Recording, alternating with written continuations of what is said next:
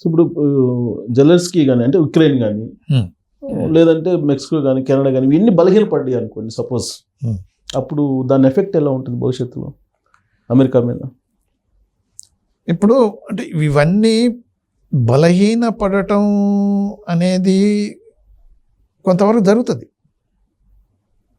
కానీ మీరన్నట్టు కూడా దాని ఎఫెక్ట్ కూడా కొంతవరకు అమెరికా మీద ఇనిషియల్గా పడుతుంది. కానీ లాంగ్ టర్మ్లో అమెరికా డిక్టేషన్స్కి వీళ్ళంతా ఈల్డ్ అయిపోయే పద్ధతిలో ఉంటే అమెరికాకు మోర్ బెనిఫిట్ అవుతుంది. ఓకే, ఇప్పుడు వాళ్ళు అనేది ఏంటంటే ఇప్పుడు బికాస్ ఆఫ్ అస్, అప్పుడు ట్రంప్ అనేది ఏంది, మేము ఇంత టెక్నాలజీ ఇస్తున్నాం, మీకు ఇంత అసిస్టెన్స్ ఇస్తున్నాం, మీకు ఇంత సపోర్ట్ చేస్తున్నాం, దానివల్ల మాకు వచ్చేది ఏం లేదు, సో మనం ఈక్వల్గా రెసిప్రోకల్ మేము ఇస్తాం మీరు ఇవ్వండి. సో డిక్టేటర్షిప్ అంతేనా? డిక్టేటర్షిప్ దారిలోనే ఉన్నది 100%. ఇప్పుడు American president is the dictator అని అనలేము, అమెరికా ఈజ్ డిక్టేటర్ అని కాదు, కానీ మొదటి నుంచి మనకు తెలుసు కదా, first and foremost is American interest అండి. మీరు ఏమన్నా కానీ ఎక్కడ పోయినా వాళ్ళ interest top priority. Next okay on humanitarian గ్రౌండ్స్లో కొంతవరకు చేయటం అనేది ఇంతకుముందు అడ్మినిస్ట్రేషన్స్లో ఈక్వల్ ఇంపార్టెన్స్ ఉండేది, కానీ ఇప్పుడు అలా లేదు. ఒకప్పుడు అమెరికా ది గ్రేట్ అనేది మీరు అన్నట్టు సాఫ్ట్ పవర్ తోటి హార్డ్ పవర్ తోటి అన్ని చూపించుకుంటూ అమెరికా గ్రేట్ అనేది అందరూ యాక్సెప్ట్ చేసే పద్ధతిలో ఉండే. ఇప్పుడు తను ఏంటంటే అదర్ పవర్, ఇప్పుడు చైనా ఈజ్ రైజింగ్ పవర్ కాబట్టి, తర్వాత ఇప్పుడు రష్యన్ కూడా రష్యా చైనా రెండు అయిపోయినప్పుడు అమెరికన్ ఇన్ఫ్లుయెన్స్ తగ్గిపోతుంది కాబట్టి ఇప్పుడు రష్యాను చైనాకు క్లోజ్ కాకుండా చేయనీకి ట్రంప్ కొంతవరకు చేస్తున్నాడు. ఓకే, వాటన్నిటికంటే యాక్చువల్గా దానికి జెలెన్స్కీని ఉపయోగించుకున్నాడు, ఉక్రెయిన్ ఉపయోగించుకుంటున్నాడు అంటే ఉక్రెయిన్ ఉపయోగించుకున్నట్టు కొంతవరకు కనిపిస్తున్నది. తర్వాత ఏంటంటే ఇంకా పర్సనల్ పాయింట్ ఆఫ్ వ్యూలో చూస్తే ఫస్ట్ టర్మ్లోనే Trump he wanted to get that Nobel prize, Nobel peace prize కావాలనుకున్నాడు. నార్త్ కొరియాకు పోయి ఎంత మొత్తం ఇది చేసేసి మాట్లాడి అతను కిమ్ తోటి మీటింగ్లు పెట్టి అవన్నీ డీన్యూక్లియరైజ్ చేస్తాను ఏదో అన్నీ చేసి అది కొద్దిగా అది మిస్ఫైర్ అయిపోయింది, కాలేదు.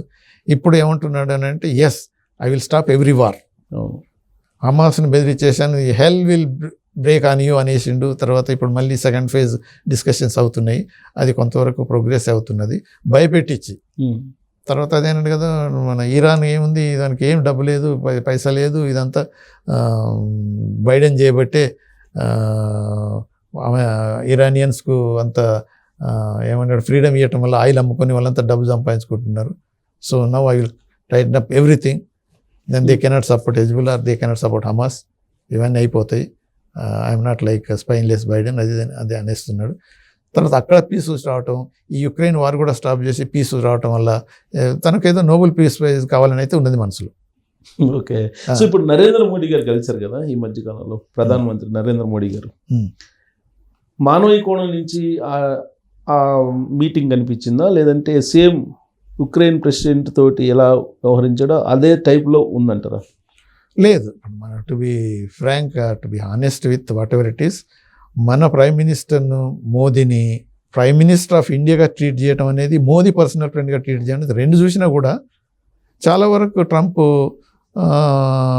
చాలా కార్డియల్గా రెస్పెక్టబుల్గా బాగా బిహేవ్ చేసాను. బట్ రెసిప్రోకల్ ఉంటుంది అని చెప్పి అన్నారు అంటే అదే వస్తున్నాను. అయినా కానీ ట్రంప్ అన్న దాంట్లో కూడా కొంతవరకు ఉన్నది. ఇప్పుడు మనవాడు అన్నాడు కదా, మనం కొన్ని ఎక్స్పోర్ట్స్ ఆల్మోస్ట్ ఏమంటారు తారిఫ్ ఫ్రీ, సుంకాలు లేకుండా కొన్ని మనకంటే గవర్నమెంట్స్ ఉంటాయి.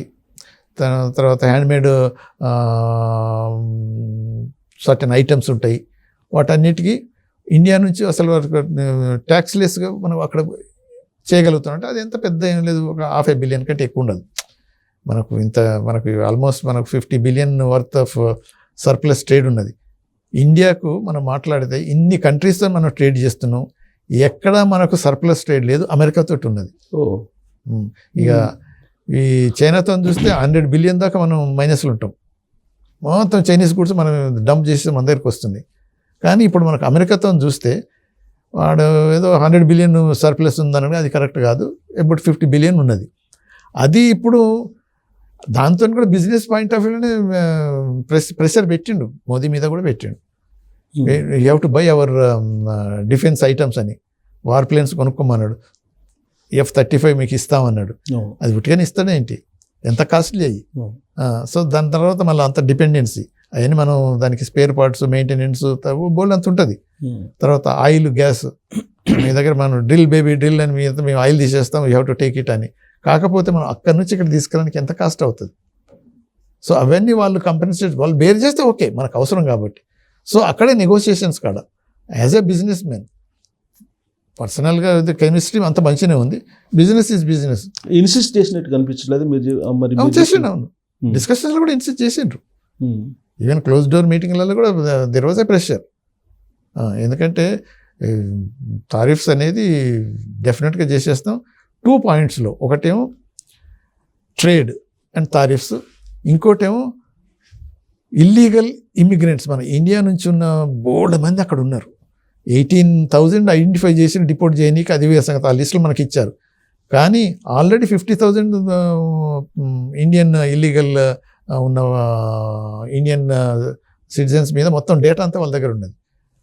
అలానే కాకుండా మోర్ దెన్ 1 lakh వాళ్ళు ఇల్లీగల్గా ఉన్నట్టు కూడా వాళ్ళ దగ్గర డేటా వచ్చేసింది. సో ఇట్ ట్రూ, ఇది immigrants issue, illegal immigrants issue, తర్వాత టారిఫ్స్ మీద రెండింటి మీద బాగానే ప్రెషర్ వచ్చేసింది.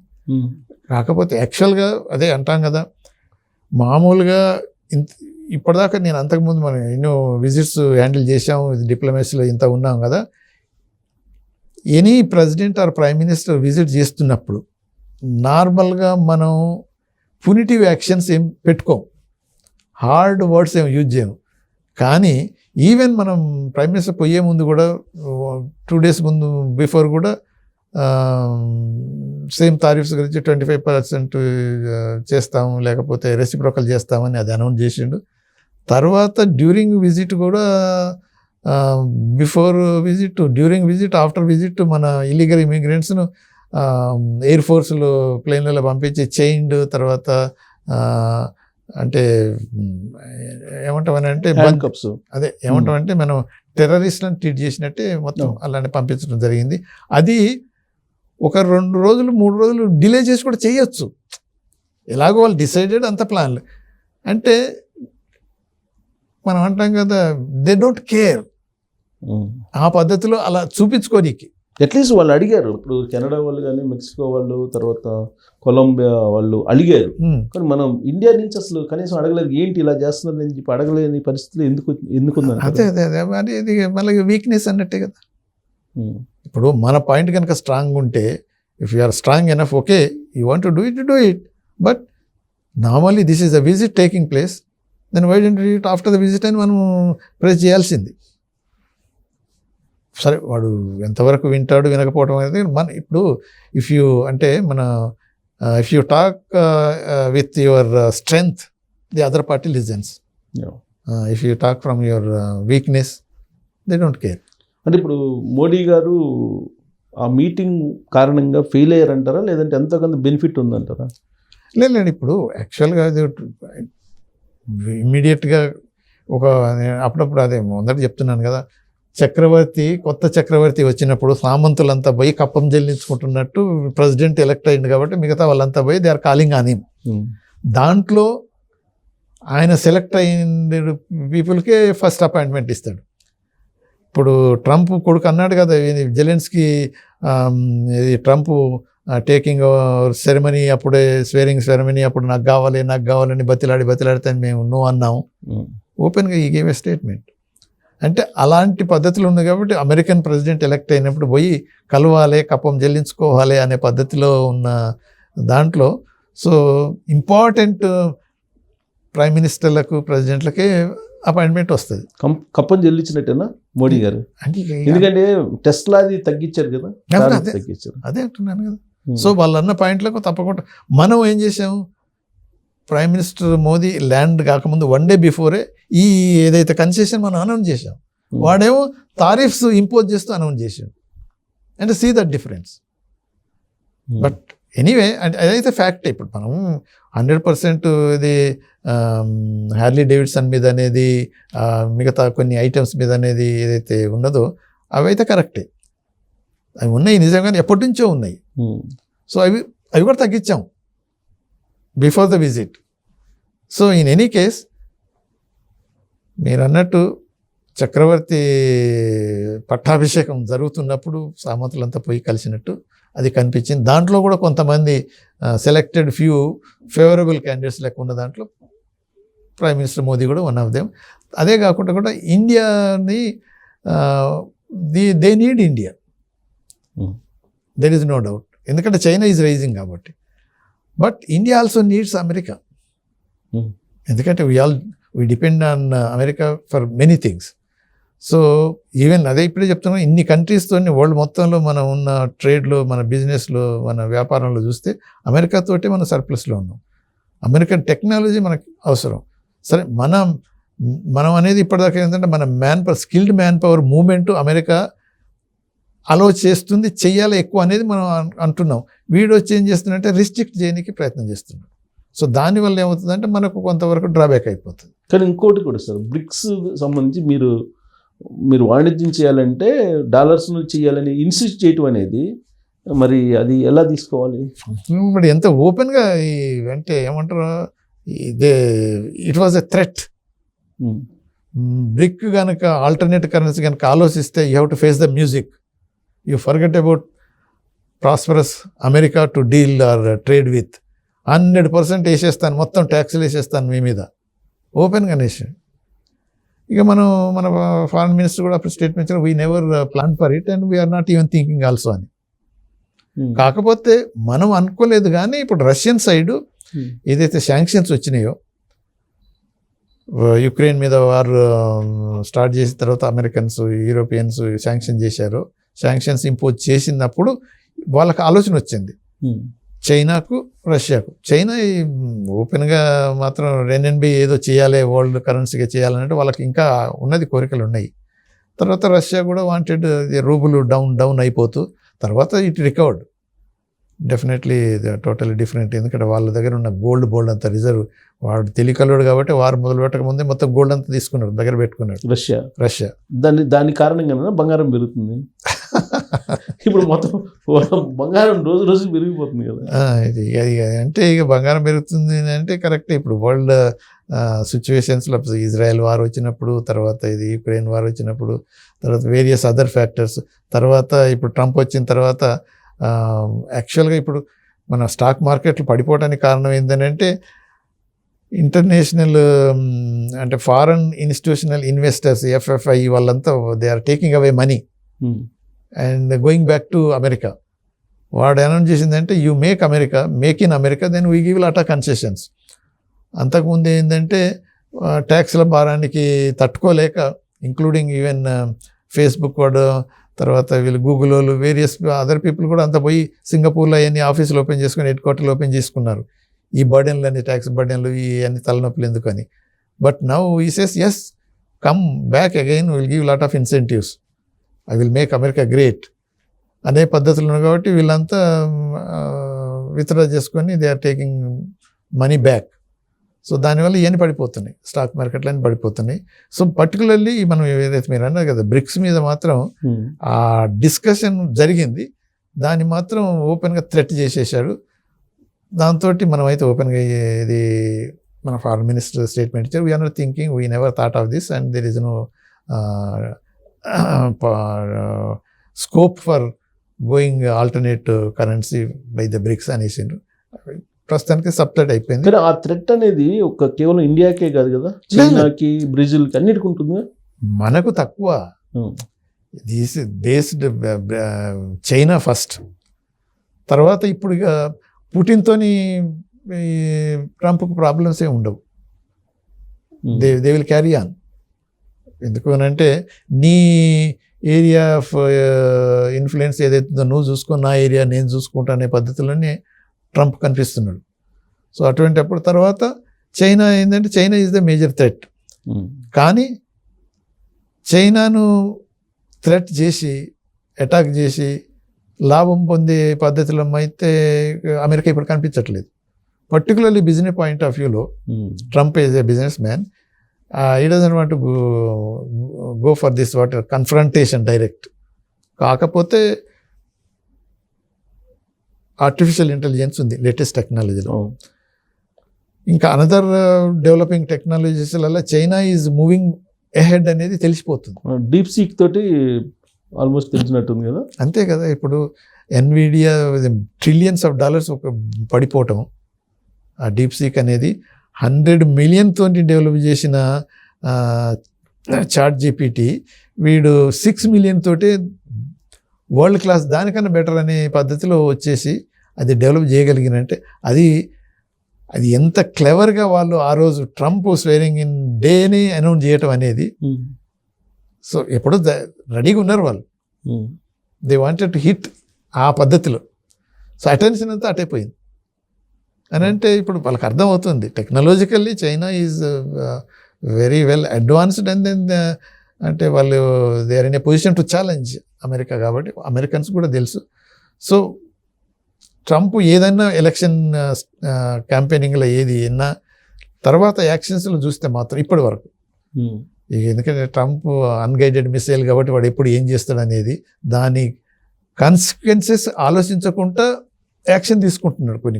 కానీ జిన్పింగ్ కూడా ఆ మధ్య ఒక స్టేట్మెంట్ ఇచ్చేస్తారు, ఈ వాణిజ్య వార్ స్టార్ట్ చేస్తే నీకేమవుద్దో చూసుకో అన్నట్టుగా మాట్లాడినట్టున్నారు. ఎగ్జాక్ట్లీ అంతే.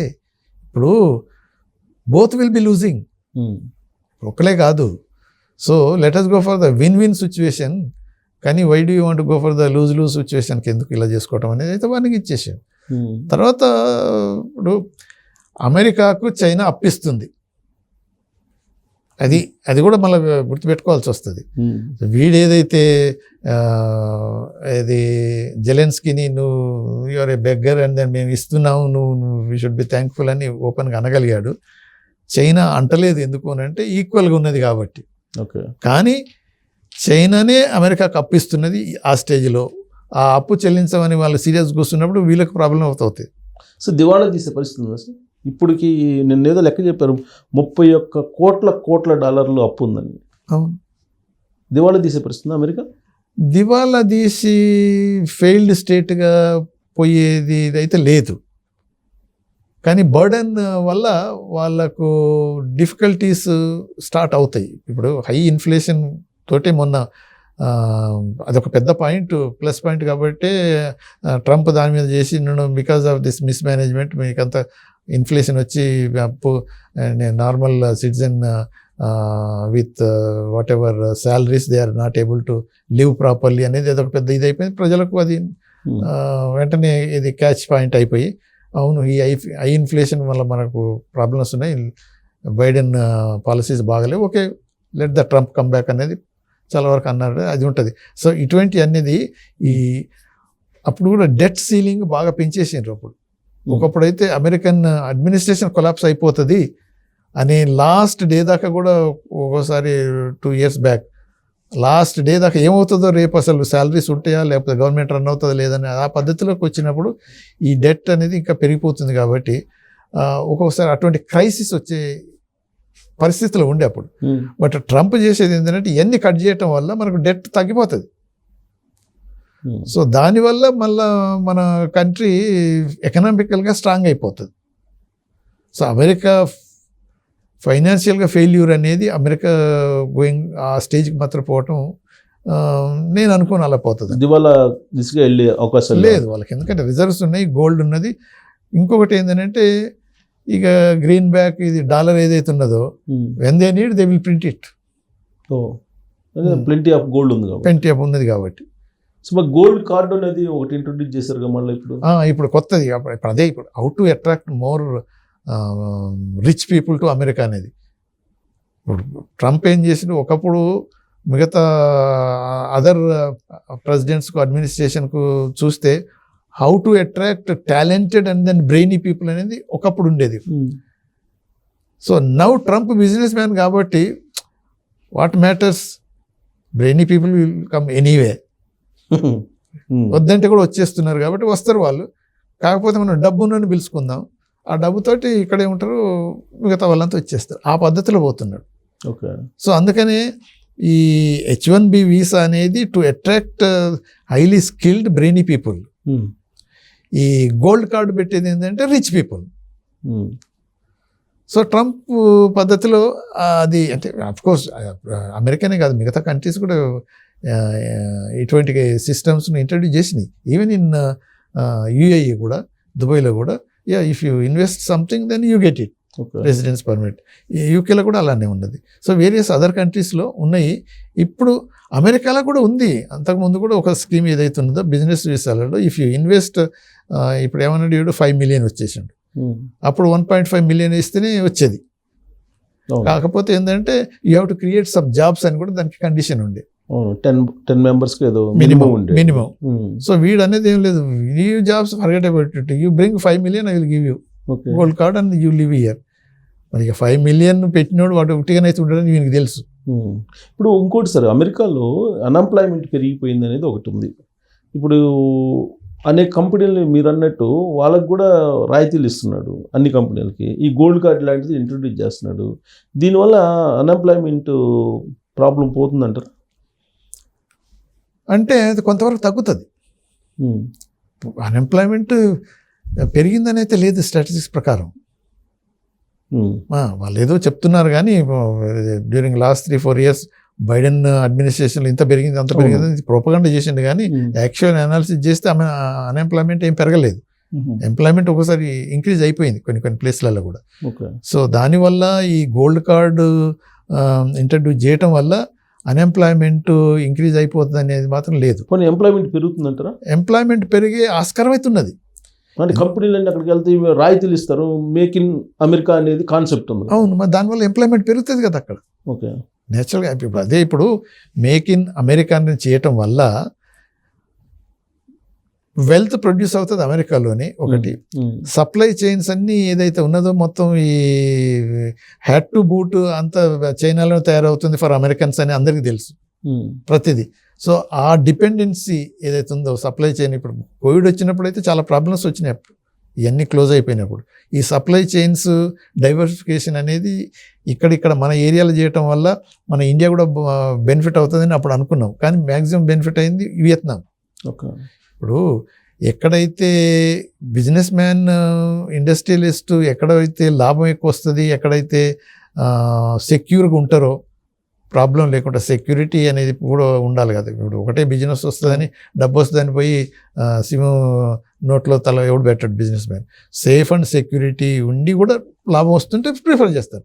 వియత్నాంలో అటువంటి కలిగించుతున్నారు కాబట్టి వాళ్ళంతా అటు ఎక్కువ మంది పోయినారు. సరే ఇండియాకి కూడా వచ్చేస్తున్నారు. ఇప్పుడు యాపిల్ కూడా ఇప్పుడు మనకు చెన్నైలో ఇక్కడ మొత్తం తయారు చేస్తున్నప్పుడు అదర్ కంపెనీస్ కూడా వస్తున్నాయి. సో ఈ సప్లై చైన్స్ కూడా డైవర్సిఫై చేయడానికి ఒక పద్ధతిలో అప్పుడు అమెరికా ఆలోచించినప్పుడు, యూరోప్ కూడా ఆలోచించినప్పుడు, ఇప్పుడు ట్రంప్ ఏం చేస్తే ఎక్కడికి పోవాల్సిన అవసరం లేదు, come to America, will provide all what ever incentives, ఇక్కడే మేక్ ఇన్ ఇండియా చేయండి, మేక్ అమెరికా గ్రేట్ అగైన్ అనే పద్ధతులు వచ్చినప్పుడు ఎంప్లాయ్మెంట్ క్రియేట్ ఎక్కువ అవుతుంది కానీ అన్ఎంప్లాయ్మెంట్ అయితే పెరగదు. ఇది ఒక యాంగిల్ అయితే, ఇంకొక యాంగిల్ ఏంటంటే టెస్లా లాంటి కంపెనీలని ఆపేస్తున్నాడు వేరే కంట్రీస్కి పోకుండా అనేది. ఇప్పుడు టెస్లా ఇండియాలో లాంచ్ చేయాలనేది ఏదో ఎలన్ మస్క్ ప్రయత్నం చేస్తుంటే నో వెళ్ళొద్దని చెప్పి ఆయన అన్నాడని, దాంతో ఆయన ఏదో ఆగిపోయాడని అంటారు. లేదు, అదేమి అంత. ఒకటి ఏంటంటే ఇన్వెస్ట్మెంట్ అదర్ కంట్రీస్లో చేయటం కంటే అమెరికాలో ఇన్వెస్ట్ చేయటం అనేది ఒక పాయింట్, ఎస్. కానీ అట్ ద సేమ్ టైం మిగతా కంపెనీస్ కూడా ఇప్పుడు టెస్లా అమెరికా ఇది మన ఇండియాకు రావద్దన్నాడు అని, ఇన్వెస్ట్ చేయొద్దన్నాడు అనేది అది 100% కరెక్ట్ కాదు. Invest here also, invest there also. ఇప్పుడు బిజినెస్ కావాలి కదా. నువ్వు టెస్లాలో ఇప్పుడు నువ్వు నీ ప్రోడక్ట్ నువ్వు అమ్ముకోవాలంటే నీ ప్రజెన్స్ ఇక్కడ అవసరం కదా. నువ్వు అక్కడ తయారు చేసుకొచ్చి ఇక్కడ తీసుకొచ్చినట్టు మళ్ళీ తారీఫ్స్ మళ్ళీ మొదలవుతూనే ఉంటాయి కదా. కానీ ఆయన అట్టు కాదు, నువ్వు ఏదో ఇక్కడే పెట్టి ఇక్కడే ఎంప్లాయ్మెంట్ క్రియేట్ చేయని చెప్పేసి అన్నాడు ఎలన్ మస్క్ తోటి అని కదా. అదే నేను అనేది. ఇప్పుడు 100% నువ్వు ఇక్కడ చేయకుండా నువ్వు బయట పోయి చేసుకున్నావు అనుకో, దానివల్ల అమెరికా నష్టపోతుంది అంటాడు. అది కూడా కొంతవరకు కరెక్టే. వీళ్ళు ఏం చేస్తున్నారు, ఈ బిజినెస్ పీపుల్ అంతా, అమెరికన్స్ వాళ్ళంతా ఇప్పుడు అమెరికాలో కనుక నువ్వు అక్కడ ప్రొడ్యూస్ చేస్తే అక్కడ తారీఫ్స్, అక్కడ ట్యాక్సెస్లు అవన్నీ నువ్వు పే చేయాలి కదా. తర్వాత అక్కడ ఎంప్లాయ్మెంట్ కూడా క్రియేట్ చేయాలి కదా. సో దానివల్ల ఈ రెండు విధాల వల్ల అమెరికాకు బెనిఫిట్ ఎక్కువ వస్తుంది కదా. కానీ ఇక్కడ బయటికి రావడం వల్ల ఇండివిజువల్ కంపెనీకి బెనిఫిట్ ఎక్కువ వస్తుంది. సో ఇక్కడ ఎన్ని చేస్తున్నావు కాబట్టి నువ్వు అక్కడ ట్యాక్స్లు పే చేయవు. సో ఇక్కడ సంపద ఇలా ఉండిపోతుంది. సో అందుకని ఎక్స్పాన్షన్ అక్కడ అవసరం ఉన్నా కానీ, నీకు మార్కెట్లో అవసరం ఉన్నా కానీ ఇక్కడ ప్రొడక్షన్ కూడా ఇక్కడ ఉండాలి. సో బ్యాలెన్సింగ్ చేయమన్నట్టు ట్రంప్ ఇన్సిస్ట్ చేస్తున్నాడు పూర్తిగా. ఇప్పుడు ఎందుకు జరిగింది అని అంటే, చైనాలో చీప్ ప్రొడక్షన్ అయిపోయింది కాబట్టి, చీప్ లేబర్ కాబట్టి, చైనా కమ్యూనిస్ట్ కంట్రీ కాబట్టి యాక్చువల్గా ప్రిజనర్స్తో వర్క్ చేసినప్పుడు 0 పేమెంట్స్. అంత ₹1 పేమెంట్, ₹100 బదులు ₹1 పే చేస్తే వాడు ఏముంది ఉట్టిగానే జైల్లో ఉండే వాళ్ళు పని చేయటం అంటే ఆ స్టేజ్లో ఉండేది వాళ్ళు. సో అందుకని కంపెనీస్ అన్నీ, వెస్ట్రన్ కంపెనీస్ అంతా అమెరికాకు పోయినాయి. వాడు తెలియకల్లోడు కాబట్టి వీళ్ళందరి టెక్నాలజీస్ని కాపీ చేసి అక్కడ ప్రొడక్షన్ చేసి ప్యారలల్గా వాళ్ళ నెత్తి మీదనే చేయబెట్టిండు వాడు. సో అందుకనే ఇప్పుడు ట్రంప్ కూడా అనేది ఏంటంటే, మీరు అక్కడ చేయటం కాదు ఇక్కడ చేయండి, ఇన్సెంటివ్స్ అన్ని ఇచ్చేస్తాం. సో ఒకటి దానివల్ల ఏమవుతుందని అంటే, ఒకటి అమెరికాలో ఉన్న ప్రొడక్షన్ పెరిగిపోయి అమెరికాలో జీడిపి పెరిగిపోతుంది, ఎంప్లాయ్మెంట్ పెరిగిపోతుంది.